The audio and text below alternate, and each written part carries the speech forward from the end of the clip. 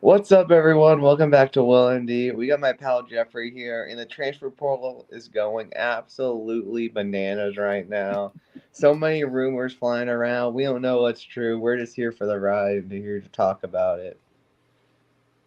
I appreciate you for having me on, Will. It's going to be awesome to talk about it. And we'll try our best, to figure out where these guys are going. But it changes, from day to day, week to week on some of these predictions where guys are going to go. And more guys are going to enter the portal. It's going to get crazier. I think we're going to be doing some bowl previews as well, for, some more bowl games if we do that. So it's going to be wild to talk about it. And it's a great time of year. Just so much news going on.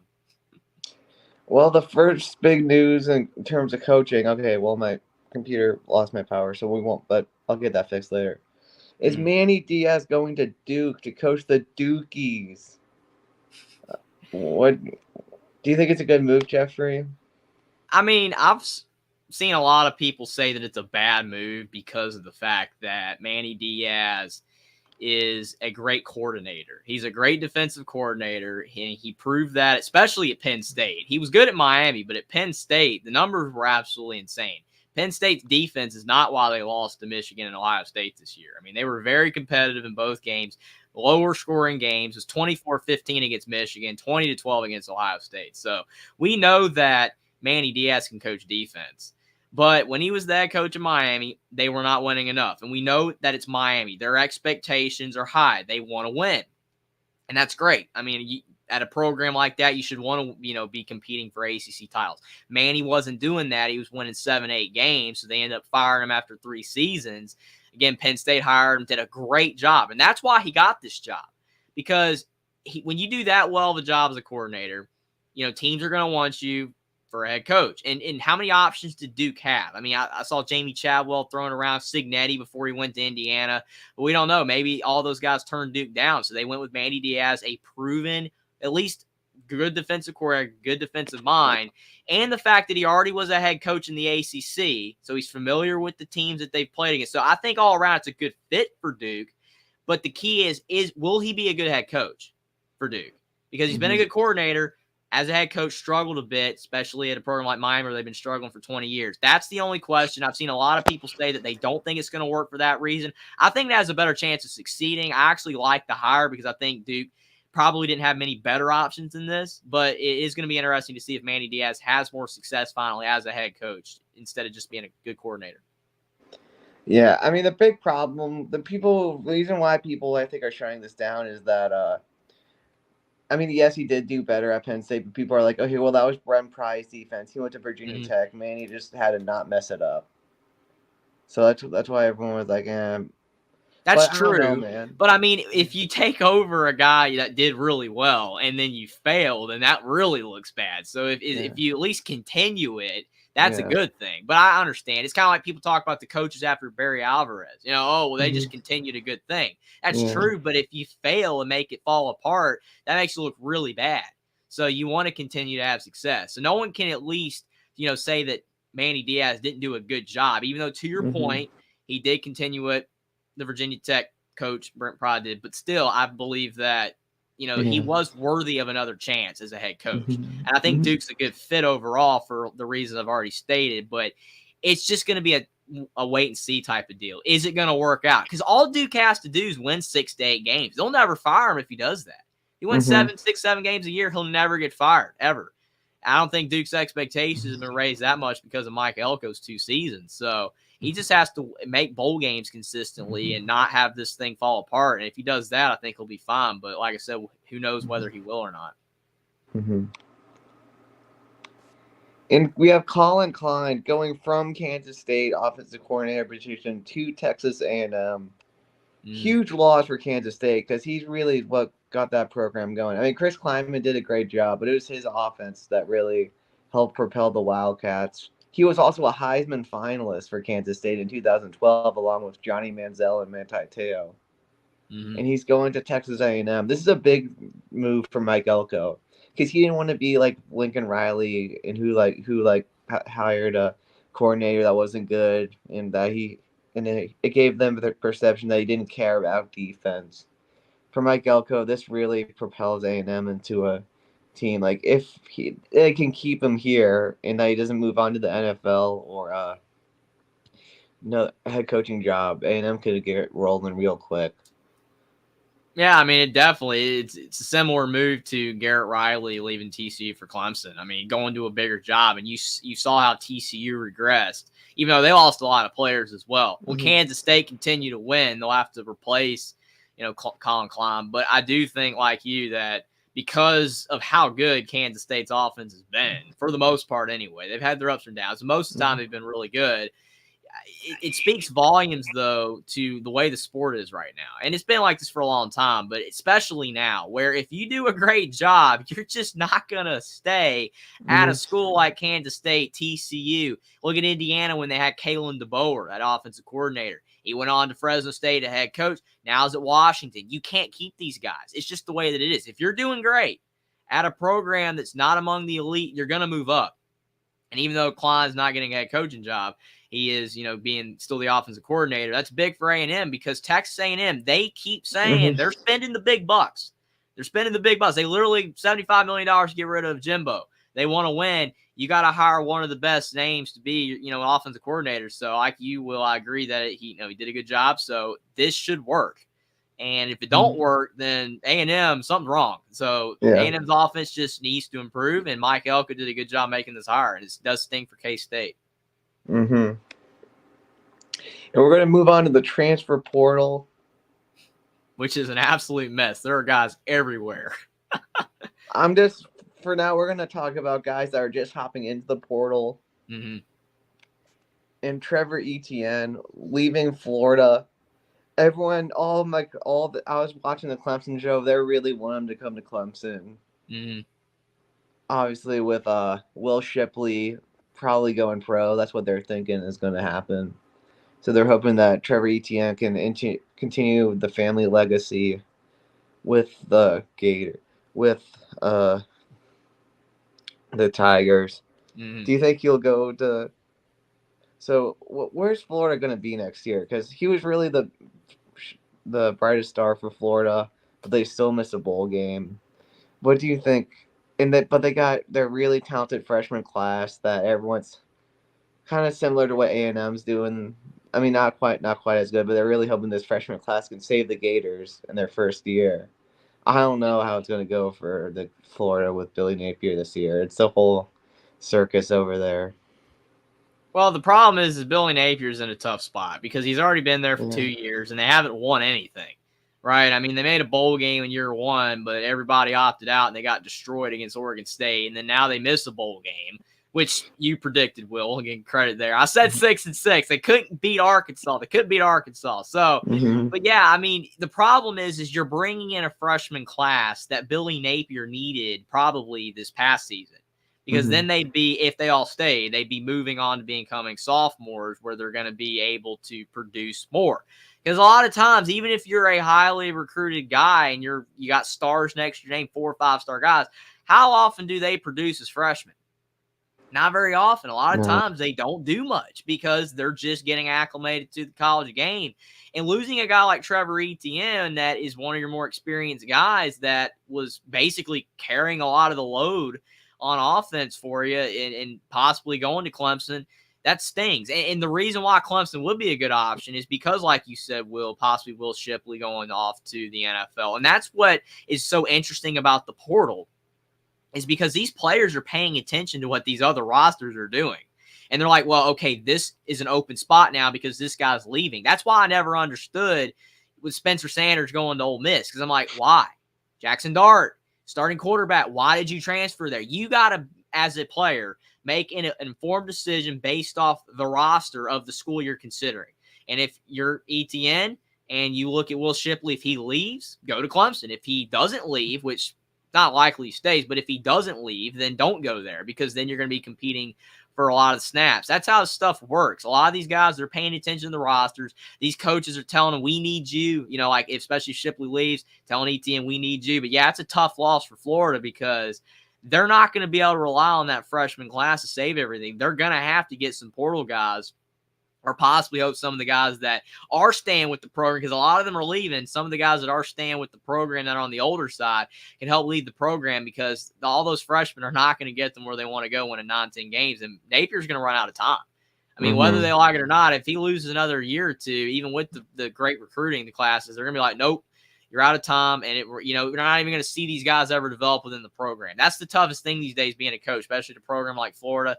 Very impatient. They do not give you time to build. You have to win now, and it's tough to do it with freshmen. Yeah, it'll be interesting to see if Florida will improve. They got to get some guys from the portal, too. They need experience on that team. And for me with ETN, I don't know if he's leaving because of the fact that Florida is not winning and he wants to win. That could be the case. Or maybe I don't think it would be NIL because Florida's got a lot of it. Or maybe he thinks to go into another program that's winning more, it'll help boost his draft stock. I don't know what the reasoning is, but it's probably boils down to winning and wanting, an opportunity to showcase his ability on a team that will be on the national stage more, because Florida surely wasn't this past season. Mm-hmm. Yeah, I think it's winning a draft stock. I agree. Mm-hmm. And I mean, this will probably be his last year in the college as a junior, as he's going to be a rising junior. Mm-hmm. That would make sense. All right. So Chip Trayanum for Ohio State, kind of their big bruising fullback, also entering the portal.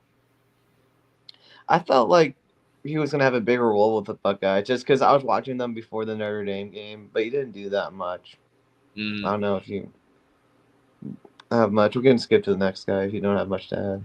Well, I will say it's interesting that 247 Sports doesn't have him rated right there on their transfer rankings list. It just has no stars. As a high school prospect, obviously was a 4-star. So, I mean, he should at least be a 3-star transfer. He did play some. I mean, I don't know where he's going to go, because what team would want a big back like that? Maybe a Wisconsin or something. Because, I mean, Trent Howland, actually from Indiana, I did see that he transferred to Minnesota today, and he was on the bigger side. So I don't know if Minnesota would take a guy like Chip Trayanum. I don't see a, ACC team taking. Maybe an SEC, want a bruiser back. Who knows? I mean, he's not a bad player. It just doesn't really fit the, archetype for a running back in this day and age. I mean, more running backs, they want to be shifty and have more speed, and he is on the slower side. So, and he probably was never going to be the feature back at Ohio State. So it makes sense with him leaving, but who knows where he'll go. This is another bad loss for an SEC team. Rocket Sanders transferring from Arkansas. That really stings. I mean, they do have Bobby Petrino coming in, so there is some hope for that offense. But it would have really helped if Rocket Sanders would have stayed with them, with the Razorbacks. I think teams like Arkansas, and I'll throw Indiana in there again because they had the 2019-2020 season, and then they just collapsed with Tom Allen after that.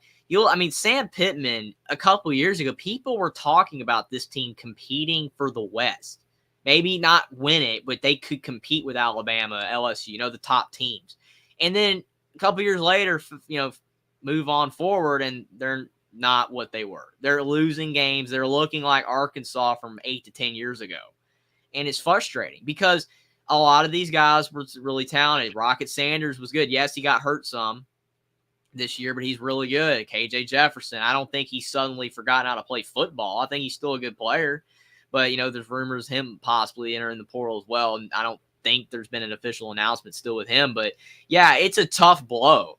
And for Arkansas, and it just shows you that right now that their program's in bad shape because players believed in them 2 years ago. Now they don't. And a lot of guys, they're going to have a hard time being able to replace Rocket Sanders with another guy in the portal, unless they strike gold with a Kenneth Walker out of nowhere. It's going to be very hard for Arkansas to find a running back like this, and some program's going to get a good player because he's good. And him being rated 4 stars in the portal is definitely deserved. Yeah, it'll be interesting to see where he goes, and it'll be interesting to see where Arkansas goes from here.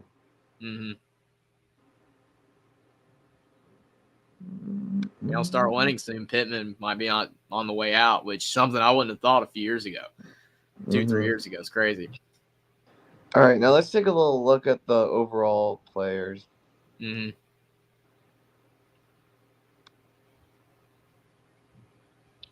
if I can switch over. There we go. As just from the rumors that I've been hearing on the USC show, they're thinking that it'll either be Will Howard or Cam Ward, but most likely Will Howard will go to USC. That's Interesting move for them.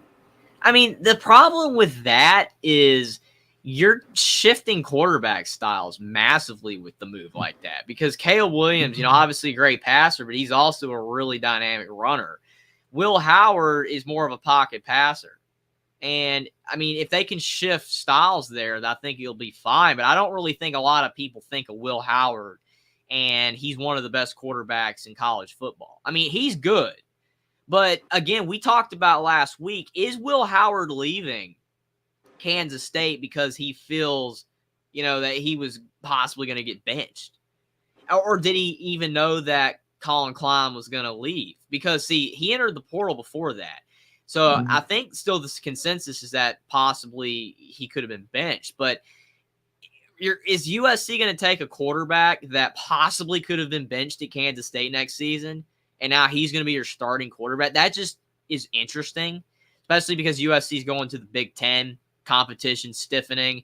I don't think it's a terrible move because I think he is a good quarterback, and I do believe that with more talent around him, he'll probably put up better stats. It's what quarterbacks should do. If they have more talent around, the stats should be better. That's why everybody was thinking Sam Hartman was just going to explode at Notre Dame because compared to Wake, there's more talent, but it never really materialized, especially with the wide receiver room. But I don't know. Cam Ward, you mentioned him as well. I mean, he can run a little bit, but last week the smoke was Cam Ward to Ohio State. So that just shows you how things shift. Yeah, well, Ohio State wants him too. I mean, what I'm hearing about Cam Ward is whoever gives him the most amount of money, that's where he's going to go. So he's just waiting until someone gives him the most amount of money. Well, I mean, that's basically the way the portal's being utilized these days. I mean, you can't blame these guys, but the thing is that you have to make sure that Will Howard or Cam Ward, we'll just say Cam Ward, battling between USC and Ohio State. Those two programs have to, think that is this guy the best fit of everybody that's available? Is he the best fit for our program? And is he an upgrade, or at least on the level with the previous quarterback? That's going to be tougher to say with USC because Will Howard and Cam Ward are not going to be an upgrade. So I guess you can kind of throw that out the door and say, well, as long as they're comparable or, can at least put up 70% to 75% of the stats Caleb Williams did. With Ohio State, they're pushing Kyle McCord out the door because he's not good enough. He can't win. So they have to make sure, is Cam Ward a legitimate upgrade? Is he an absolute upgrade over Kyle McCord? Because if they can't answer that question, then why are they pushing out McCord and bringing in Cam Ward? So that if they believe Cam Ward's better, then yeah, I don't think it's a bad move for them to go all in. But Cam Ward was on a 5-7 football team. I know it wasn't all his fault. We talked about how bad their defense was at times and some of the rest of their offense. But it's just interesting that some of these top-notch programs like Ohio State and USC, they're banking on portal guys over high school players that they've recruited. That's interesting. Because doesn't USC still have Malachi Nelson? Malachi Nelson got hurt, though. He got hurt. Mm-hmm. Is he? How long is he going to be out? I think he'll be back, but he didn't really get the development at practice as much as they wanted him to. Well, I mean, that's going to be tough, too, because if you bring in a guy like Cam Ward or Will Howard and then he gets upset, he'll transfer unless, he'll stick it out another year. It's crazy balancing all this. You talk about Dylan Gabriel, which we haven't got to him yet, but with the Jackson Arnold situation, him behind, him wanting to play, and did they push out Gabriel? It's crazy how different the portal landscape is now versus then with why these decisions are being made. Mm-hmm. Yeah. I know Will Howard says he wants to go, they're comparing, Ward wants to go for the money. Howard wants to go to develop into an NFL quarterback. So interesting how the differences between those two guys are. Yeah, and I think it's more important to go to a program that's going to develop you. I mean, money's great, but if you don't develop and you don't get any better, that doesn't do you any good because, yeah, you're going to make money in college with the NIL, but then you're not going to make money in the pros. You're going to make a lot more money in the pros. That's why some of these players are people like, well, they're going to be a top 5 pick, but we'll give them a massive NIL deal. If you're a top pick in the draft, you're going to get a lot more in the NFL than in college. If you're getting drafted in the 5th round, then yeah, it's comparable with NIL money in college versus pros. But if you're going to be a top 10 pick, you want to develop to become a top 10 pick, a top, even first round pick or maybe second round. That's the goal because you're going to make way more in the NFL than college. Mm-hmm. So it's official. Brock Vandagriff is going to Kentucky. Mm-hmm. Yeah, a lot of Kentucky fans are happy about it because he was a former 5-star recruit that never got to play at Georgia. So this is one of the traditional transfers. The way it used to be, guys that didn't get to play going to another program where he can play. That's presumably what this is. So I think that Kentucky is an interesting choice for him because Kentucky has not really developed quarterbacks recently. And their last two guys, Will Levis and Devin Leary, I don't really think got better. I mean, you can make an argument with Will Levis because obviously he was a backup at Penn State behind Sean Clifford. So, yeah, he improved at Kentucky. But that's just because he became the starter. The problem with Devin Leary is he got worse. His stats regressed. And Kentucky's O-line's been pretty abysmal. So, Kentucky needs to get a better offensive line, and they need to show and prove that they are a program capable of quarterback development because I don't think they've really done that recently with their previous quarterbacks. I agree. I mean, we don't know how good Brock Vandagriff's going to look because we haven't seen him out much at Georgia, and he looked bad when he did play at Georgia. So it's gonna be interesting, but definitely at least. I mean, he looked bad in the spring game. I'll say that he looked bad in the spring game. It was the spring game. It was the spring game, and he was playing against Georgia's defense. So. Which is tough. It really is. And it was one of his first appearances. So it's going to be wild to see what he does. I mean, it could be boom or bust. He could be really good or he could be really poor. But I think Kentucky's offense as a whole just has to get better, especially O-line, for any of their quarterbacks to really succeed there.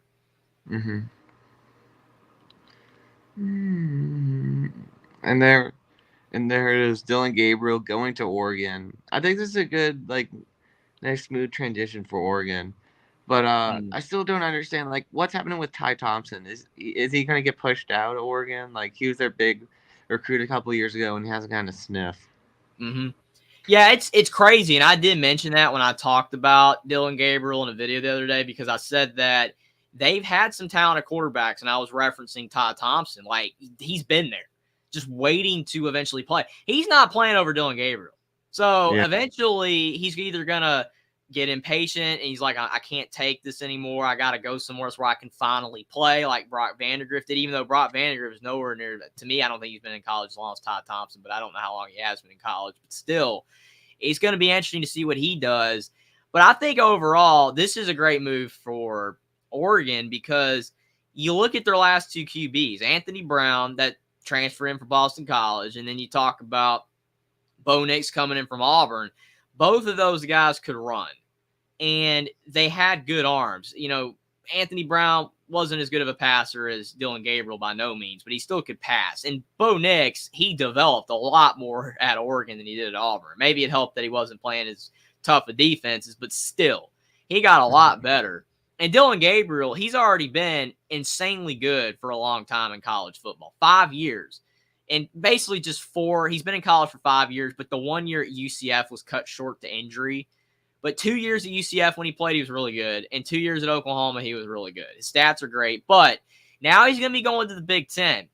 And that's going to be interesting because in the American, when he was at UCF, Big 12 at Oklahoma, it's not like he was playing great defenses. Well, his stats look the same being in the Big Ten. That's the only thing I worry about with this move for Dillon Gabriel. Is will he put up the stats he's put up before playing against the Ohio States, some of the tougher team Michigans with their defenses, Penn State. And I think that's something to watch. But I do believe it's a great fit for Oregon because of the fact that they're getting a similar guy that they just had. Even though Gabriel's shorter than Bo Nix, they're both great with their legs, great arms. So I think it's a great fit there. But how will it work out in the Big Ten? I don't know. And I do think it's things that Oregon just keeps using the portal and they're not developing the guys they've recruited like a Ty Thompson. Yeah, I mean, definitely should be a true smooth transition from Bo to Dillon. Will Stein showed that he could do similar stuff to Kenny Dillingham. So, yeah, good for Oregon, bad for Ty Thompson. Is Riley Leonard, legitimately considering Ohio State? I've seen, people talk about, is Ohio State going after him as well? Because it still says 100% Notre Dame. Since it still looks like he's going to go to Notre Dame, but I just want to throw that in there. Is Ohio State legitimately targeting him, you think? I haven't heard anything about that, and I feel like Cam Ward would be a better fit for Ohio State. I agree. Riley Leonard would not make sense at Ohio State to me. I just saw a lot of people talking about it because it was like on Twitter like 3 days ago or X. That basically he was, Ohio State was pushing for him. So I don't know. Like I said, a lot of it's just rumors. So it's going to be interesting. Still think he's going Notre Dame, though. Ohio State people are also saying that they're pushing for Kingston Viliamuasa, but I'm pretty sure he's going to commit to Notre Dame. Stay committed to Notre Dame. They're in with everybody. Like every player, like, oh, we got a shot to get this guy. I mean, it's crazy. Kyle McCord being green-lighted to Nebraska. This is an interesting development. Yeah, because last week a lot of people were saying Rutgers. I was even seeing Indiana thrown around. I don't really think that was legitimately serious, but I saw some people saying it. So it definitely seems like the consensus that he's staying in the Big Ten. Rutgers, Indiana, now Nebraska's the front runner according to 247 Sports. But my thing is any of those schools, it's just a massive downgrade. Yeah. I mean, say what you want. I know Nebraska fans disagree. Oh, we're way better than Rutgers, Indiana. Well, yeah, you are as a program, but lately, no. You've been horrible. And how is Kyle McCord, who a lot of fans said was not good, couldn't lead a program, couldn't get the big win. Neither could C.J. Stroud, but C.J. Stroud clearly was better. But still, how is he going to do in a program like Nebraska? Unless somehow Matt Rule can work magic in the portal, which – I mean, I'm sure they'll get some good players, but that's been the problem for Nebraska. They get some good players, but it's never like a whole team of good players, like a couple of pieces everywhere. And now that you're getting the 4 new schools in the Big Ten, I mean, how is Nebraska going to do with, playing tougher opponent? You're not going to be in the West anymore. Is Kyle McCord going to be able to perform if he goes there at a fairly high rate? To me, that's the biggest issue is a lot of people think that a lot of these quarterbacks are fantastic, and a lot of them are, but they're on great teams. Kyle McCord, wherever he goes, it seems is going to be a big downgrade. His stats are going to look a lot worse, probably, at any of these schools. I do think that he's better than anyone Nebraska had last year. I mean, that's true. It's just like Cade McNamara is better than any quarterback Iowa had, but he still produced horribly because he was injured, and Iowa's offense is so bad that most quarterbacks would fail in the system. But yeah, I agree with you. McCord is better than any quarterback Nebraska had, but the bar's low. The bar is really low there. That none of their quarterbacks were good at all. Mm-hmm. Will Rogers still being green-lighted to Washington? See, that's a great fit. That's a great move. Yeah. Because, like we talked about last week, Washington slings the football. Will Rogers likes to sling the football. So I think that's a perfect fit if he goes there. It would be a lot better than McCord in Nebraska. Yeah.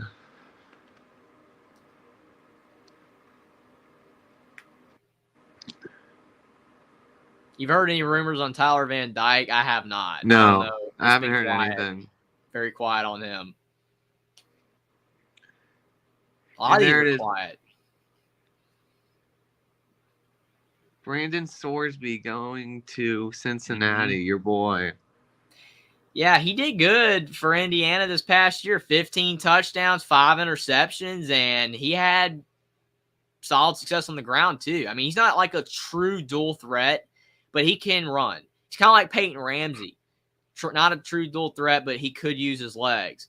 And it does hurt for Indiana because I felt like he was becoming solid. He could have been really good for Indiana. Not Michael Penix good, but maybe a little bit better than Peyton Ramsey. I felt like he could have got there, but now that's all out the door because he's gone. And maybe, as you see on screen, Jordan McLeod, maybe James Madison's quarterback will follow Curt Cignetti to Indiana. Maybe some other name will pop up that Indiana will go after. But my thing is, when looking at the move, it seems lateral, though. Because I know a lot of people think of Indiana, they're way worse than Cincinnati, but Cincinnati's in the Big 12. Indiana's in the Big 10. 3-9. I don't know. And Indiana was 3-9. So to me, it almost seems, in a way, almost like a downgrade for Brendan Sorsby to go to Cincinnati. Yeah. Well, we'll see if they can pull something out of their hat. I think the only reason he left was probably because maybe he didn't fit with the new coach's style of play with Curt Cignetti, or maybe he felt that he was going to have to compete with the job with somebody, whereas at Cincinnati, he's probably going to get the job no matter what. That's why he probably left, but still, it just seems like a slight downgrade, which I think he's, good enough to still be a Big Ten quarterback.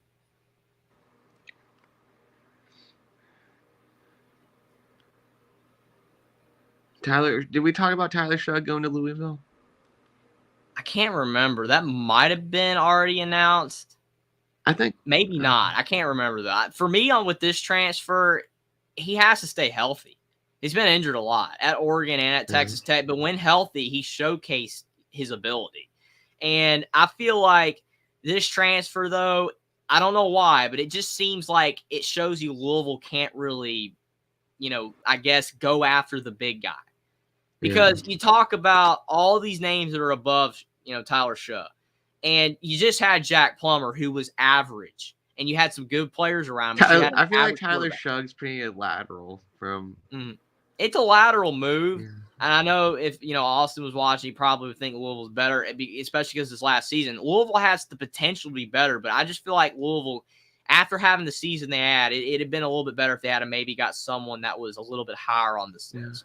That just kind of stings. I mean, if Shugg can produce like we've seen him do at times, with when he's not injured, maybe it'll be great. Maybe he'll be an upgrade over Jack Plummer. He probably will be, but he's still just not one of the best guys that they could have gotten, I don't think. But maybe he was their best option.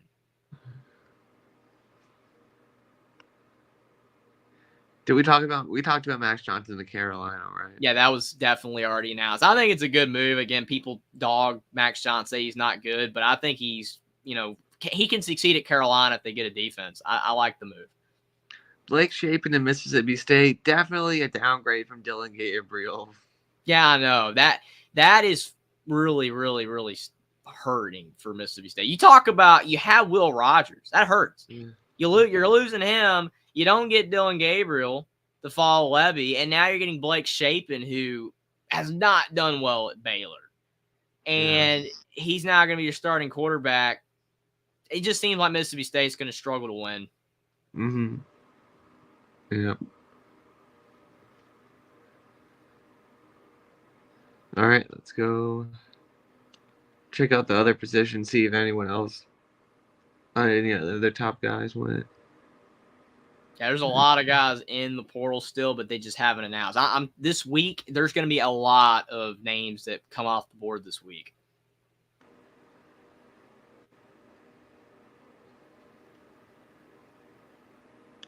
So on the quarterbacks, they have the crystal ball, but on a lot of the other positions, they don't. Positional groups like receiver, running back, they don't. Now, they do have it here.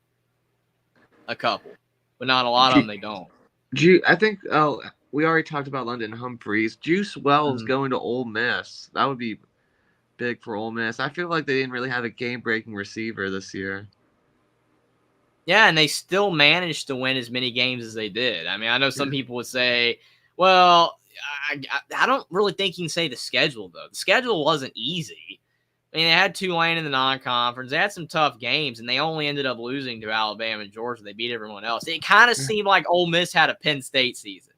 Yeah. They beat everybody but the two big teams. They at least beat LSU. Yeah, that's a big win. Huge win.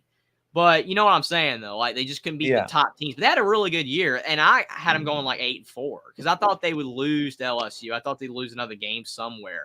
I wasn't expecting, like, South Carolina and Arkansas to be that bad. Teams like that just really struggled. But, yeah, he'd be a good addition, especially, like you said, Ole Miss didn't really have that guy. Zachary Franklin was good. Yeah, he was pretty good. But he didn't. I don't think he really translated his numbers from UTSA, though. A lot of people are expecting more, but he still had a good year. But if you add him, Wells, to the receiving core, that would definitely help. But Ole Miss's schedule is getting harder, so we'll see. Yeah. Another tough loss for South Carolina. They're losing a lot of their big guys to the portal last couple of years. Cottrell to Kentucky. Another A&M another guy from that recruiting class falling out. Mm-hmm. And again, another example of getting a guy into your program. You put all that effort into high school, recruiting, and then they don't stay. That hurts. And I know you're getting, a new coach, new system, and he's probably didn't play much, but still, like he's not sticking it out. He probably will play Kentucky, though. Probably play a lot. But it just shows you, though, that high school recruiting, to me, it's going to be more and more invaluable if these guys keep leaving after a year or two. It really will. Ja'Cory Brooks leaving Alabama is a tough loss, even though Alabama, they're going to replace and get more guys, but he was important to the 2021 team when he caught the pass against Auburn. Now he's gone. Chris Mitchell officially committing to Notre Dame. Excited You did mention that last week. Yeah, he was crystal balled, and now he officially committed. So I'm excited to see him. He fast wide receiver, that's tall. Yeah, one of the only bright spots from the Florida International team this season. They were not good this year. I watched them in one game. It was on like a Tuesday night against like Sam Houston. They were tangoing with them in like overtime. Sam Houston, like the worst, FBS team this year, like one of the worst. And FIU barely beat him. So, I mean, he was good, though. I did see him catch a few passes, so it's good for Notre Dame. And Chris Tyree going from Notre Dame to Virginia. Yeah, I think that was crystal balled as well. It might have been, I think, last week. And you mentioned that he was probably going to go back to Virginia as well. It was either that or you mentioned, I know you mentioned it, but yeah, to me, with a guy like Tyree, when you have a positional switch, like he was running back, he went to receiver. I don't know if he ever really fit completely in the offense. I think he could have, though. He was good.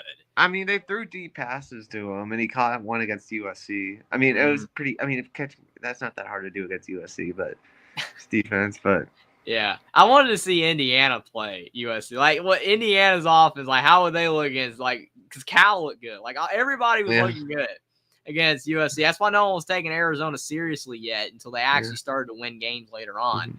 But because they're like, well, USC's that bad. But yeah, I mean, Virginia, though, they're horrible right now. So, I mean, Tyree going back, I think, like you said, he's from Virginia. That's great and all. But, like, Virginia needs a lot more than him to win. Yeah, I agree.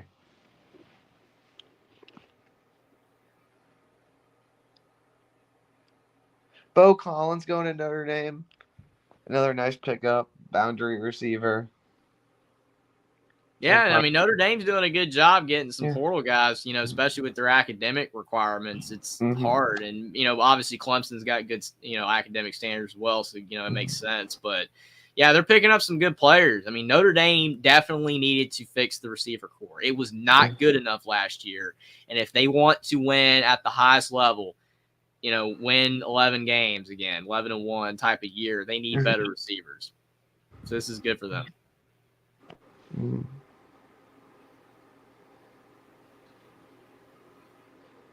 Nice pickup for Colorado, Terrell Timmons.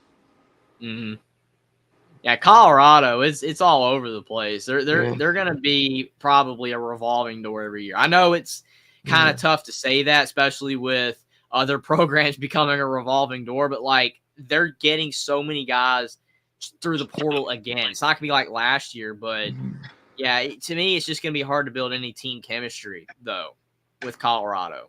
Because, I mean, another guy committed today, or it was actually, I think, last night from Indiana, Khalil Benson, the O-lineman, he went to Colorado too. So they've already got like 6 transfer commits, and that number is going to continue to grow. So how can you build chemistry when you're just bringing all these transfer guys? And a lot of them, I mean, they're all right, but you see that they're all like 3 stars. I mean, he's not even getting like a lot of the top guys anymore.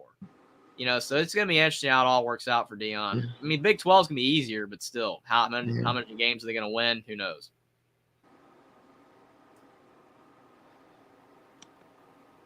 It's harder and harder in this portal era, but I still think you have to find a way to have some continuity. You just can't, rely only on the portal. That guy from UConn right there, Indiana got a visit from him. I did see that. I don't know if he'll go to Indiana because he has other names, other teams that he's looking at, but he did go to Indiana for an official visit. So that would be big for Indiana to get the second highest rated tight end. It sucks that Holden Stace is leaving, but how much did he play this past season? He played a good bit. He had a great game against NC State. Never really did that much afterwards. So it's definitely a playing time issue, you think? He got playing time because Mitchell Evans got hurt, but he just didn't play well. Okay, so he's probably just going to go to a smaller program. That stings, though, especially because he's rated as the highest guy right now. I mean, maybe there'll be a bigger name in the tight end group, but that's tough. Yeah, hopefully Mitchell Evans stays. He probably would have gotten drafted pretty high if he didn't get hurt. Mm-hmm. Yeah, getting hurt really hurts your draft stock for sure. Yeah. Or maybe Cooper Flanagan will get more playing time. He was a freshman this year. Looks like Texas Tech got somebody, Conyers from Arizona State. Notre Dame got a safety from Arizona State. I know Arizona State got Drew Pond from Notre Dame, and I don't think that worked out because he didn't play. He got hurt, yeah. He got hurt. So he wanted the starting quarterback, though, and then he got hurt, but yeah. Now he's, I think he's in the portal again, if I saw it right, but I can't remember. Probably go to the group of 5.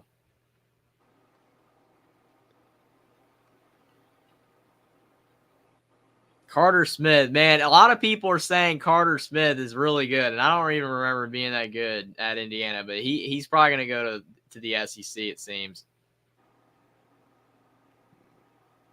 Nice pickup for Louisville. And Spencer Brown from Michigan State going to Oklahoma. Yeah, Michigan State's losing a lot of players. That Malik Carr, he'll be a good pickup for somebody. He actually was a good player on offense for them, so he'll be good. But yeah, Oklahoma, they're a team that's going to be interesting to see how they're going to fit in the new SEC. Like the hierarchy, are they going to be one of the top 4 or 5 programs, or are they going to be an 8-4 type of team every year? I really will be interested to see how Oklahoma does in the SEC. I mean, they get good players, but they don't compete at the tippity top of the recruiting rankings. They don't get, number 1 to number 5 recruiting class. A lot of time they're like 10 and 12 and 15. They do really well, but they don't do at the top. So it will be interesting to see how Oklahoma does in the coming years.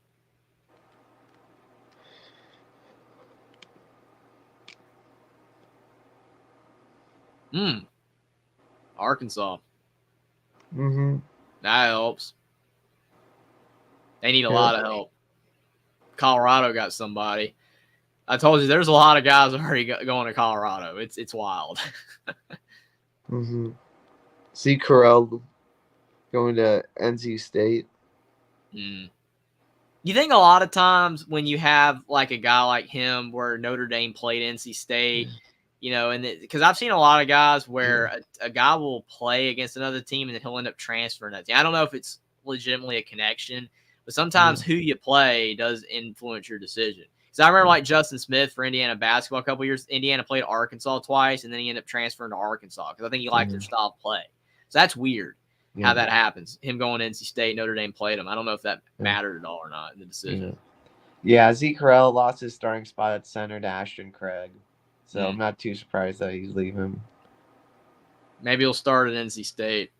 Probably. Yeah. And then Zach Carpenter, did he do pretty well for Indiana? He was not bad. He transferred from Michigan. I thought he was better than Carter Smith, but a lot of people are now talking about Carter Smith in the portal being going to be really good for another program. Zach Carpenter, he's an older guy, so I think his potential to improve is not as high as like Carter Smith, who's younger. But he will be a solid pickup for some Power 4 program because I think he'll be his last year in college, and he put up good stats. He was one of the better linemen Indiana had, so I think he'll be good. Yeah. Stings that they lost him. Another pickup for the line for Colorado. They got to pick up guys from the line because their line couldn't get much worse than it was. Oh, it was abysmal. Yeah, picking up Myers. Like I said, they got Khalil Benson from Indiana, so they got a couple guys to help their line. They need a lot of help. Like I said, I think I joked a couple weeks ago, their offensive line was literally Swiss cheese. It was terrible. Shadur Sanders is a mobile quarterback, and, I mean, he's running for his life out back there, and he did it all, and it just was not enough to help that team. Didn't help their defense was poor either, but their offensive line definitely needs to improve, especially, if they have a less mobile quarterback next season. It's going to be hard to win with that bad of an O-line. So it's good that they're picking up guys. Yeah. Edge rushers. Another bad loss for Florida, man. They're losing a lot of guys that are, were going to be really key to the program's success. And that's the problem. I mean, are they going to be able to get guys in the portal to replace these guys? Because they're not going to be able to rely on that freshman class. I mean, they're losing right now, according to 247 Sports, the top running back and the top edge rusher to the portal. That hurts. Yeah. Trey Moore going from UTSA to Texas. Tough loss for UTSA, but yeah, I mean, when you're that good at a smaller school, I mean, that's why Zachary Franklin went to Ole Miss. I mean, these guys want to prove they can have success at a bigger school.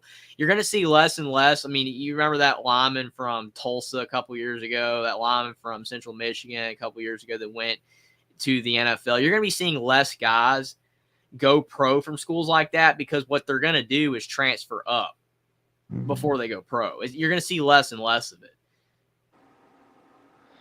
Notre Dame looking at RJ Oben. He's one of the guys that the Irish are looking at in the portal. Yeah, I wouldn't, doubt that they would have a good shot to get him because Duke academically. I mean, you see Notre Dame, they get guys from Duke, Clemson, Stanford. Those are the schools that they're able to get players from because academically they're on similar levels. So it would make sense. And it seems like he was really good. Duke losing some guys, and that's gonna be tough for Manny Diaz. That's another thing. I mean, like they're losing Riley Leonard, they're losing a couple other guys that are good. So how will he replace that?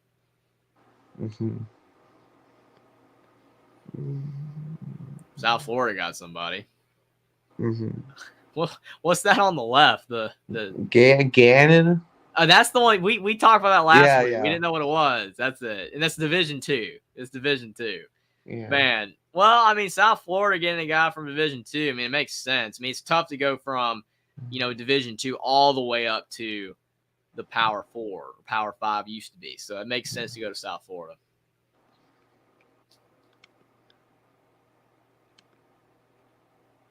A&M. Top two. And from that class, I mean, all those guys that were so talented from that class are losing a lot of them. It's unbelievable. But yeah, Walter Nolan is going to be a big pickup for whoever lands him, because he's talented. So much so that 247 actually rates him as a 5-star transfer. USC got a guy from Vandy, Nate Cliff. Man, Vanderbilt's getting poached.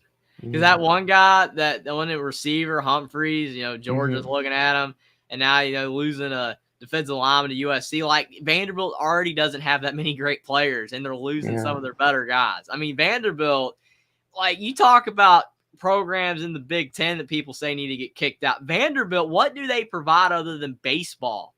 Like, academics are great. They're great. But the SEC is not an academics conference. Vanderbilt would make more sense in the ACC or the Big Ten. It wouldn't make sense in the SEC. They never have. They're losing all their guys, though. That's tough. Louisville getting a guy from Harvard. You see, that's another guy. I saw Peebles from Duke. They're losing another guy. He was very good for them this past season. And, I mean, Manny Diaz could have really used a guy like that on the defense. Not leaving after he lost his spot. Yeah, he went to TCU, got from Notre Dame. Hey, Vanderbilt got somebody from Middle Tennessee. That might have been a guy that we said last week. I think it was. I remember that name because he going Middle Tennessee State to Vanderbilt. I think I joked there'll be a few more fans. There'll be a few more, even if most of them are from the opposing team. There'll be a few more fans. Yeah. Hey, they might have more fans than the next Raiders game, man. After that, offense. Yeah, quite possibly. Illinois got a guy from Yale. Interesting. Indiana and North Carolina guys. Patrick Lucas, he was actually a transfer from Ole Miss that went to Indiana. So I don't know. I really don't know if he's going to transfer up or down. He was okay. Yeah. He could be a group of 5 guy. My friend that was a Vikings fan said, "Yeah, hey man, it was exciting for me. It was exciting for me in that game." That's funny.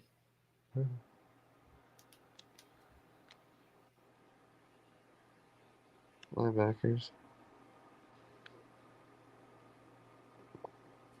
Arkansas.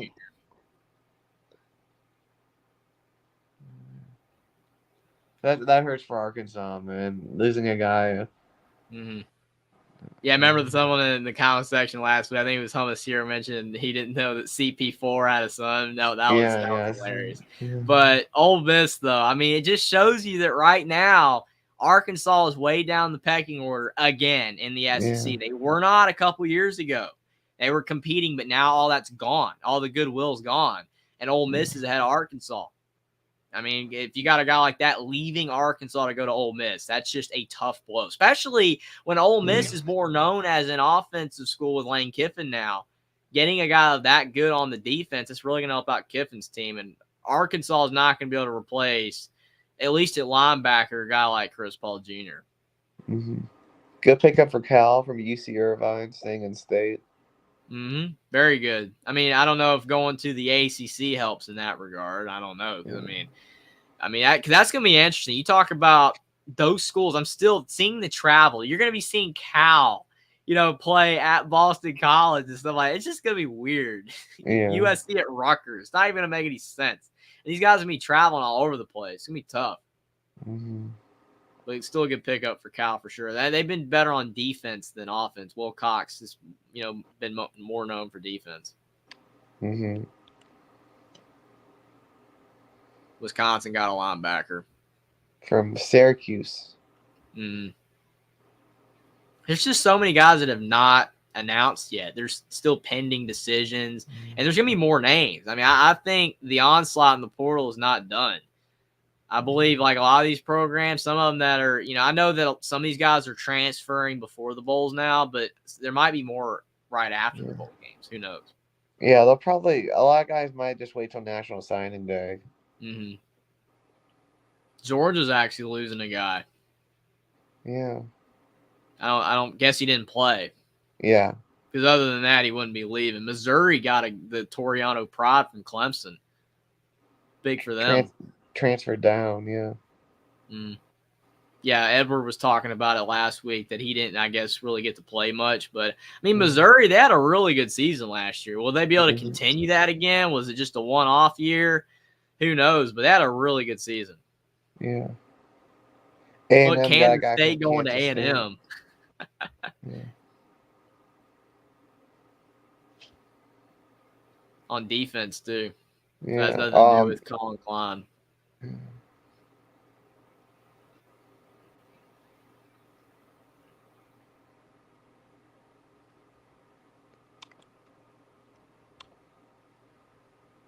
Safety. Yeah, you said there was a safety, I think, from Notre Dame, right? Yeah, from Arizona State, Jordan that they Clarkson. got, yeah. They don't even have it on the board. Oh, man. I guess they only have the guys that have stars, so he must not have been rated in the portal. But, yeah, it's interesting.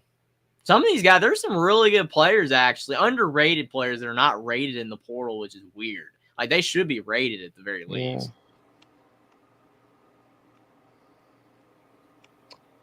Do you think that if Will Rogers goes to Washington, that Marks will follow? Probably. Maybe. It's possible.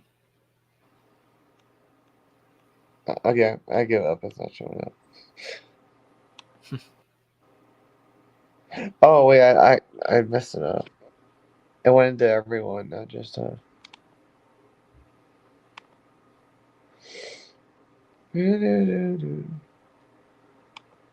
Oh, do we want to look at kickers just for fun and punters? You can if you want. I mean, there's not going to probably be that many. For whatever reason, Indiana has a kicker in the portal for the second straight year. Like I said, Charles Campbell's in the portal now, Chris Freeman.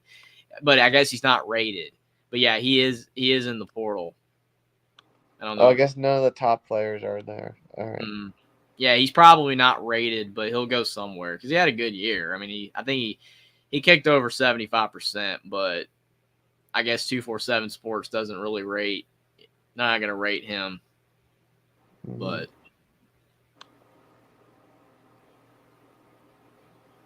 especially with these quarterbacks, I'm going to be really interested to see where some of them go and definitely how it fits. I think Dylan Gabriel's the best fit so far at the quarterback position for a transfer. I think it's a seamless fit.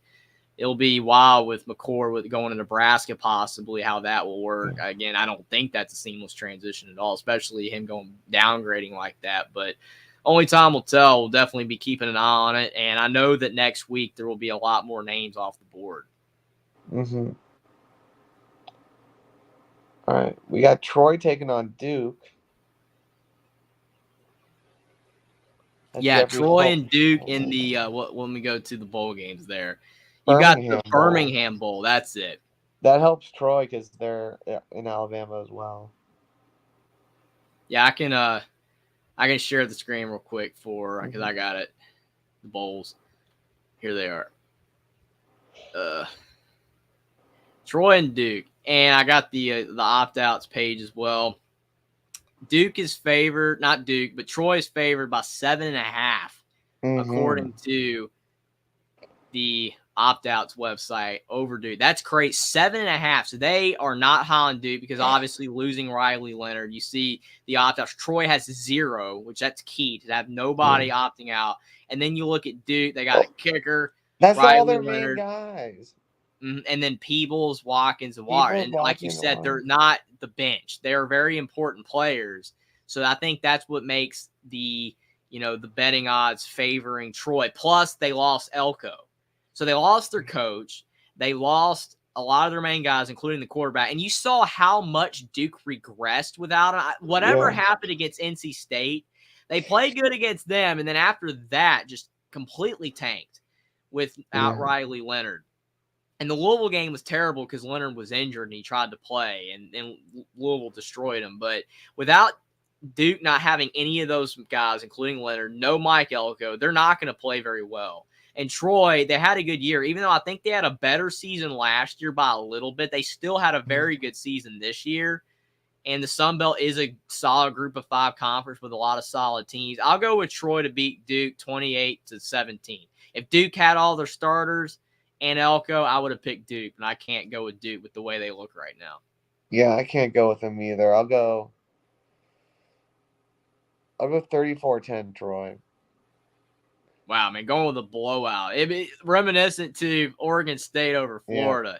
And it could happen. I mean, it is what it is, but it stinks for a program like Duke that they don't make bowl games that often. I mean, they do, especially because they're in the ACC, which, not like the Big Ten where it's hard for like a program like Rutgers to make a bowl. They make bowls every now and then, but they're still not a program that consistently gets there. And they're usually would be one of the ones that everybody's available. But with no Elko and Leonard wanting to get a better spot at a better team like Notre Dame, it makes sense. But that's very tough for Duke and the fans probably knowing that their chances of winning this game are, very nil. When if they were at full strength, they probably would have a great chance to win. Very tough. Mm-hmm. And we got the Camellia Bowl, Arkansas State and Northern Illinois.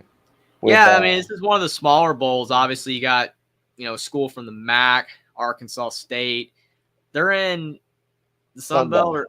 Sun Belt. I thought they were in the Sun Belt. And then you look at opt-outs. You got Arkansas State favored by 1.5 over Northern Illinois. And Arkansas State has no opt-outs. Northern Illinois has 3 guys, but don't know how impactful they were. Trayvon Rudolph, Trey Erweiler, and a safety. Those 2 receivers, I can check real quick. It's hard to look it up on the fly, but I'll try to check real quick to see if they were important to the team because that matters. I mean, when you're looking at these transfers, they have to be impactful because if they're not, then it doesn't hurt either team whatsoever. It'd be basically no opt-outs either way. But what are your first thoughts on this one? Well, I usually just fade the MAC again in these bowl games. But I know Northern Illinois has that old Michigan State quarterback, Rocky Lombardi, from that started in the COVID year. Yeah, he's actually been there for a couple years now. Yeah.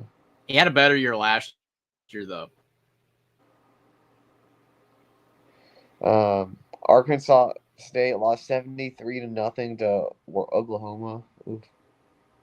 Yeah, that was destruction. I saw Arkansas State blow out a team, though, I think, or they were in a high-scoring game. They did blow out Texas State, yeah. That's it. They blew out Texas State, which they were decent.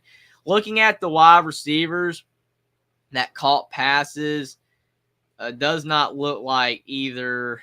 Wait a minute. No, Rudolph was their top receiver. Rudolph was their top receiver, 499 yards. The other guy was not as impactful. So they are losing their top receiver. So that's tough. I mean, when you look at both these teams, I don't think either of them are that good. I mean, I think both of them are 6-6, right? Yeah. Yeah, 6-6. The FBI has it. Northern Illinois actually by 2%, 52% to 47%, so around 2 to 3% favoring their way. Even though Arkansas State. Remember, Northern Illinois did beat Boston College. Yeah, but Boston College was terrible. We know how bad Boston College was, though. If you look at Arkansas State, trying to get it to scroll, lost to Memphis 37-3. That's a bad loss to lose by that much to Memphis. They beat Southern Miss and UMass. Yeah, at home. But that was early in the year, coming off Oklahoma loss. They got blown out against Troy, lost to Coastal Carolina. They beat UL Monroe, beat Louisiana Lafayette, who's in a bowl, lost to South Alabama. They did blow out Texas State, lost to Marshall. So it's kind of mixed. Some of the results aren't very good, and some of them are decent. Like the Texas State win is like the highlight. Other than that, not very good. And to go to Northern Illinois really quick, you've got, like you did say, Boston College beat them, but it was week 1. And then lost to Southern Illinois. Not a good loss. Yeah, never good to lose in FCS. Lost to Nebraska. Lost to Tulsa. That's a bad loss, too. Tulsa was bad. But then, look, almost beat Toledo. Only lost by 2. Destroyed Akron, beat Ohio. Ohio's their best win. Yeah. Then beat Eastern Michigan, lost to Central Michigan, lost to Ball State. That's not a good loss. Beat Western Michigan and beat Kent State, only by 10, though. So both these teams are not very good. That's kind of the consensus here, is that both these teams are not great because they both struggled against bad teams and they both got like a decent win. I guess I'm with you, probably because the MAC's normally consistently worse and the fact that their top receivers out. Looking at that, I'll go with Arkansas State 24-21, but this game's probably not going to have a lot of separation either way because I don't think either team's that great. Yeah, I'll go 27-24. Let's go a little more higher scoring. It's going to be interesting. Probably should be a decent game, but Northern Illinois, if they had their top receiver, I might have gone with them, especially with Rocky Lombardi. But having your top weapon out is going to be kind of tough. We have James Madison and Air Force. This will be a fun one. Although Air Force kind of fell apart, though. That's the thing. Air Force fell apart. But see, this is what's tough, though, because you've got, for James Madison, the coach, Curt Cignetti, leaving for Indiana, and a lot of the guys are in the portal. And I thought Curt Cignetti was going to coach in this game, but it's come out in the last week that he's not going to coach in this game, and that his full-time focus is on Indiana. So that hurts James Madison. But to your point, Will, Air Force faded hard at the end of the season. What happened to the team that was ranked? They completely collapsed. So that's going to be something to monitor, to look at the opt-outs, because I know that some of the guys for James Madison are going to play, it seems, but there's only one guy, Mikael Kamara, edge rusher in the portal, and he's not playing. They claim that McLeod's going to play, which to me doesn't make sense, because if McLeod's in the portal and his coach left and he's not going to coach in the bowl game, I'm shocked that McLeod and the other guy, it seems for now anyway, are going to play. They have not said for sure, but it did say in an article I read last week that they look to play. They look like they're going to play, but you never know. That could change on a dime. But as of now, only one of the guys in the portal, because there are more for James Madison, but only one officially in the portal. And then for Air Force, only 2 guys, an offensive tackle and a tight end. So that's not too big a deal. But like you said, I mean, it's tough when you look at a team like Air Force, because if you're going off what they did at the beginning of the year, then you probably would have picked them even over James Madison, just because like how good they were playing. But they fell apart. Madison is favored by 2.5. It opened at 2.5, but now they're by 3. So by 3, Madison's got a 64.3% on the matchup predictor. And the contrasting style of plays too, because it's always tough with these type of games, because when you talk about a team like Air Force that runs the football, a lot of times teams don't know how to prepare for that. Even though you have a whole month to prepare for it in a bowl game, we've seen a lot of teams struggle against it. So how will James Madison respond to that? That's going to be key as well. We don't know how they're going to be able to respond to having to play that type of, a team that they run the football. Looking at James Madison's schedule, they beat Bucknell. They barely beat Virginia. Barely won that game. Then they beat Troy. That's a good win because Troy ended up being really good. Then they beat Utah State. South Alabama, they won by 8. Beat Georgia Southern. Beat Marshall. Beat Old Dominion. Beat Georgia State. Beat UConn. Lost to App State and beat Coastal Carolina. The only thing that's a little suspicious, though, they had a lot of close calls. Barely beat Old Dominion. Barely beat South Alabama. These teams were not very good this year. And Virginia, obviously, was not a good team at all. Getting that win was still big, but I don't know. And we'll try to go to Air Force real quick. I know it takes time, but, I mean, you really want to, get a feel for these teams, because I know that, like you, it's hard to keep up with all of these smaller schools and what they've done. Air Force, we know they started out great. They beat Robert Morris. They struggled against Sam Houston. That was not impressive. But then they beat Utah State. Wait, let's compare San Jose State. Can we compare the Utah State games? Who won by more? I'll pull up James Madison again because they both played Utah State. Yeah, I said the score, but I don't even remember. Yeah, I did say the score. Yeah, Air Force won by more, but James Madison played at Utah State. Mm-hmm. So it kind of cancels each other out a little bit. And plus, it's hard because Air Force beat Utah State by more when they were playing better. They blew out San Jose State, blew out San Diego State. They beat Wyoming. They beat Navy. So, I mean, that was not a bad win on the road. Beat Colorado State. They lost to Army. That's when things started to fall apart. Yeah. Lost to Army, lost to Hawaii, lost to UNLV, and then lost to Boise State. They did play a little better in the last 2 games. But they lost their last 4. But they lost their last 4, even though they played a bit better in the last 2. Who are you going with, man? Because I've flip-flopped on this one. I'll go with the Dukes to win 20. I'll go 28-24 James Madison. The problem for me is that my pick hinges on Jordan McLeod. And I know, like I've said this before in other bowls, where like if Austin Reed, as long as he plays for Western Kentucky, I'm picking them.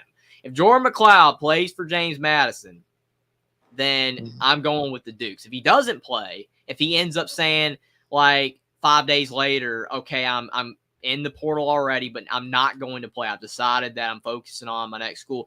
If he does that, I'm going Air Force. But as long as he plays, and there's been no indication that he's not to this point, then I'm going to go with James Madison to win 24-17. I think Air Force, if they hadn't have faded late, if they had to continue to play well, and they were at least 10-2, I would have probably gone with them with no Kurt Signetti. But I do believe as long as McLeod plays, even without their coach, they should win because Air Force fell apart late in the season. But that should be a game to monitor because both teams have not been right. Obviously, Air Force losing the last 4. James Madison had to slip up to App State. And they kind of, even though they blew out Coastal Carolina, a couple of their games later on in the year, they didn't look as good. And then losing their coach, it's just going to be interesting. A lot of storylines there, but I will go with James Madison as long as McLeod plays. Georgia State and Utah State. In the famous Idaho Potato Bowl. The Potato Bowl on the blue turf. That's always a fun game. I remember watching Josh Allen when he was at Wyoming in the Idaho Potato Bowl. That was a fun game. That was a fun game a few years ago. But looking at both of these teams, whoa. Georgia State's last 5 games, all losses. An all blowout. And Utah State, they've won 3 of their last 5, but 2 of them were in double overtime to bad teams, New Mexico and San Diego State. So that's not much better. And they got destroyed against San Jose and Boise. So it doesn't look like either team's all that great. They're both 6-6. Georgia State, according to the FBI predictor, they're a 42.3% chance to win. Utah State's 57.7%. To go to the opt-outs page, they have Utah State favored by 1.5. There's 6 guys for Georgia State in the portal, and there's only one. I love how they say Spencer Petras in the portal, but I thought he went to Utah State. Didn't he go to Utah State? Yeah. Why does it say he's in the portal? Wait, or is he transferring again? I'm confused. Is he transferring again? I thought he just transferred to Utah State. Wasn't that the case? Is he No, he didn't. Wait, did he? Wait, I'm confused. I don't know. But what did Spencer Petras do? I don't understand this. I thought he just transferred there. Did he transfer there last season? I think he must have, right? He didn't play this year for Iowa. Spencer Petras. See, this is what I'm saying. Look at this. This makes no sense. Former Iowa quarterback Spencer Petras transferred to Utah State 7 days ago. I was right.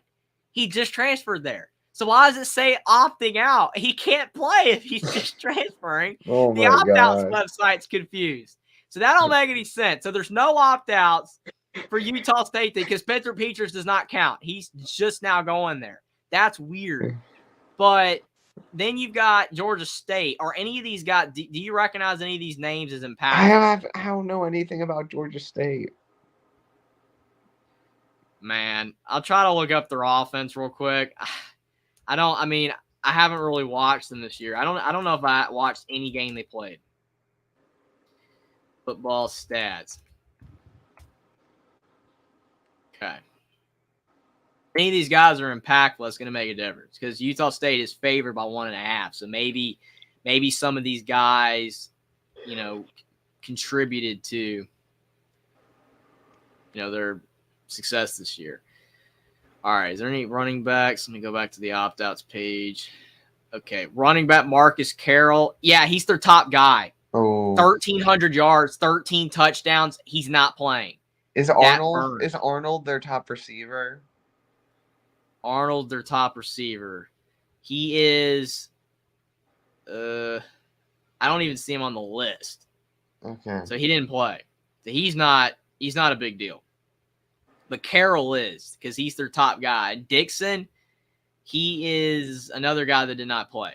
So the 2 guys that did not play, but Carroll, that stings. Let's look at the defense. You got Tony McRae. I don't really see him either. So it does seem like most of their guys are not that big a deal. Okay. Except that one. Because it looks like Carroll wants to go to a Power 4 school, probably, because he had a great season. So, I don't know. I mean, you talk about Sun Belt versus Mountain West. I mean, it's about the same. Yeah. Both conferences are comparable. Not Georgia State not having their top running back, though, to me is not good. And the fact that they lost their last 5 games, I'm going to go with Utah State 24-21. Yeah, I agree. I mean, you can't collapse like that, man. That's bad. I'll go 31-28 Utah State. Yeah, it should be a good game. Definitely should be a good game because, both teams I don't think are that good. I watched Utah State in that New Mexico game, went to double overtime. There was some inclement weather, but they're not a great team. But with Georgia State not being able to pound it on the ground with their really good running back, and it does not seem like they're the most efficient passing team, that might be enough to help out Utah State. Plus, Utah State is closer to Idaho than Georgia State is. So that's more of a travel for them. That might help out Utah State as well. Is this a new bowl game? The Ventures Bowl? I think it was the Dollar General Bowl. Dollar General stopped their sponsorship? Man, they're building locations everywhere. You think they still have a sponsorship. Dollar General. I remember that. So now it's the Ventures Bowl. These sponsors are changing year to year. It's insane. South Alabama, 16-point favorite.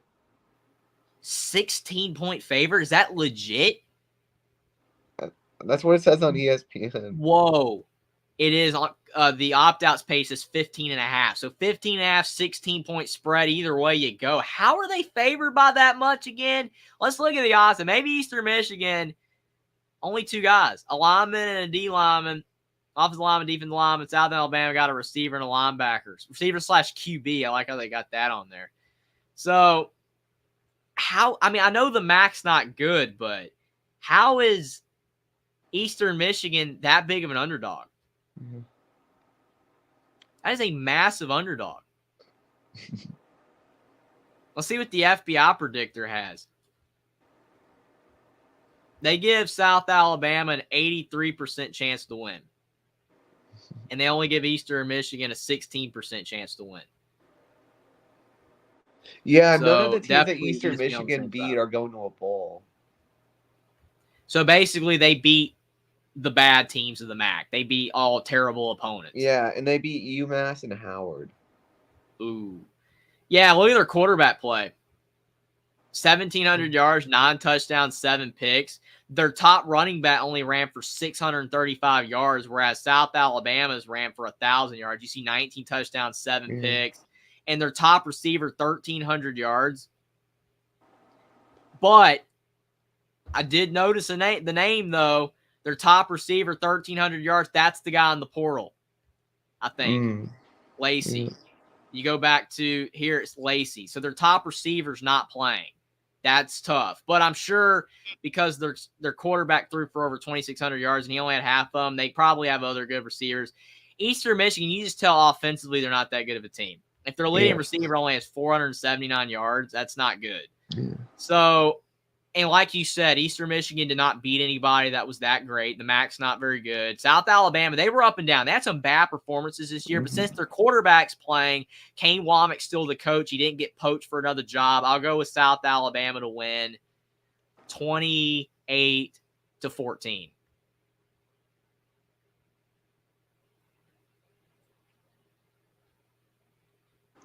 Yeah, I'll go 34-13. South Alabama. Yeah, if Eastern Michigan beat South Alabama, that would definitely be a bad loss. Now we've got a decent bowl here. The Las Vegas Bowl, Utah at Northwestern. Quote unquote. It's not at Northwestern, but I love how they always put on their at. It's always funny to me, especially because Utah is closer to Vegas than Northwestern. So why is it at Northwestern? That cracks me up. That's hilarious.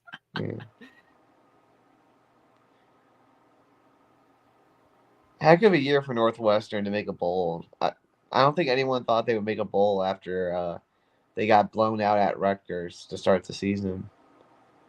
Yeah, it was very impressive. I mean, he deserved the job. He definitely deserved the job, David Brown. But the problem is that he led a team in the West, and the West was horrible this year. How is he going to do now that the Big Ten is all coming together and you're playing, more equal schedules? Northwestern going to be able to compete? That's going to be the real question. He did a great job, but he was in the West, but still had a good year. The odds makers have Utah favored by 6.5, and the opt-outs, this is long. Utah, you've got 1, 2, 3, 4, 5, 6, 7, 8 guys, including Bryson Barnes. And even though it doesn't have Nate Johnson on the list, he's in the portal too. But I guess he'll play. But that might mean he's going to play then, since he's the third string, which is kind of weird since he's in the portal. But Nate Johnson struggled, though. He can't pass the football. Good runner, but he can't pass. Northwestern, they've only got 2 guys, Nigel Williams and Matt Lawson on defense. But Utah's still favored by 6.5, though. I mean, that the just defense shows how is probably why. That just shows how bad the West is. That they're still 6.5. Yeah. Utah, though, I mean, if they had Cam Rising, this game wouldn't even be close. Utah wouldn't even be in this game. Yeah. If he was there, because Utah's 8-4 and Northwestern 7-5. Yeah, they might be in the playoff if they have Cam Rising. Quite possibly. I think that definitely would have been a possibility. The FBI predictor has Utah at a 77.4% chance, Northwestern at a 22.6% chance. I mean, the key to this game is that Utah.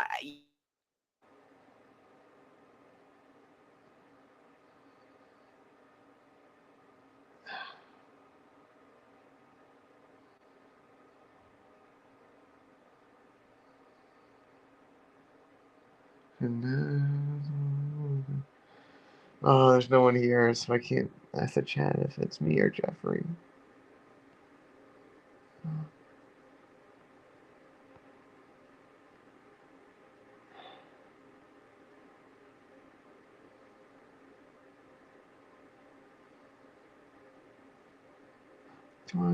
Years ago.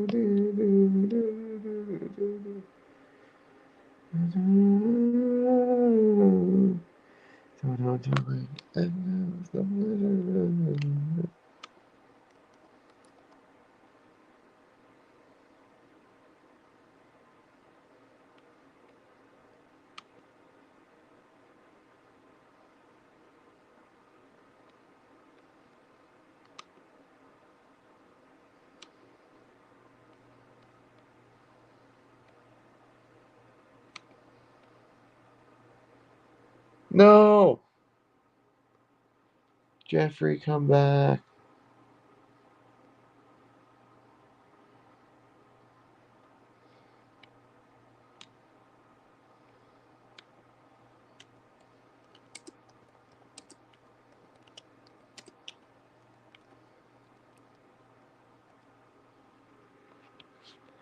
Folks, we'll be waiting on Jeffrey to come back.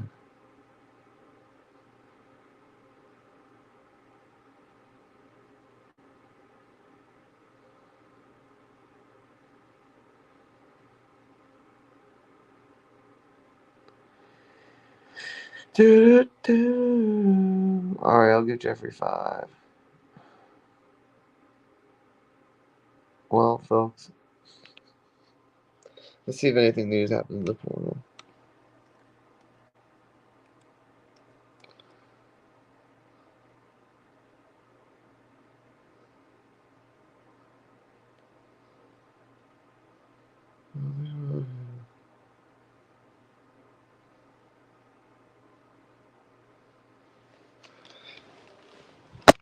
Fleming.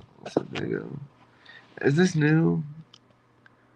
Draylon Miller commits. Oh, that's a high school recruiting. Receiver goes to Colorado over LSU, A&M, and USC.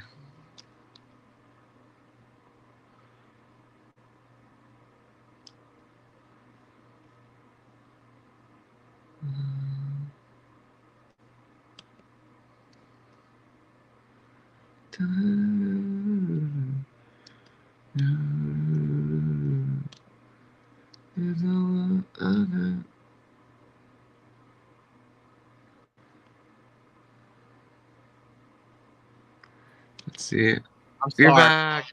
My internet just died for like 2 minutes. I have no idea why. It just completely died. But I am back. We were talking about Northwestern Utah. Yeah. What are your thoughts on the game? I don't even remember what I was saying. We were talking about the Utah's opt-outs. Yeah, I just don't know how it's gonna, impact things, because I think what I was saying is that Utah has to get out in front of Northwestern, because if Northwestern, gets ahead of Utah and Utah's offense isn't gonna be able to put up a lot of points, I just think that Northwestern could legitimately win. Utah needs to get ahead like 10-14 to nothing, and then just their defense has to win them the game. If their defense can shut down Northwestern's offense that had moments, for the most part, wasn't very good either, I think Utah will win. But what's your pick on this one? I want to go with Northwestern for the upset, but I think Utah's defense is too good. So I'll go 28-10 Utah. Yeah, I'm with you. I mean, I was actually this close to picking Northwestern as well, but the problem is that, like you said, all Utah has to do is their defense just shut down Northwestern's offense. Like I said, it isn't the best. And Yeah. Utah has the superior side of the ball. Utah's defense is better than any other position, any other side of the ball on both these teams.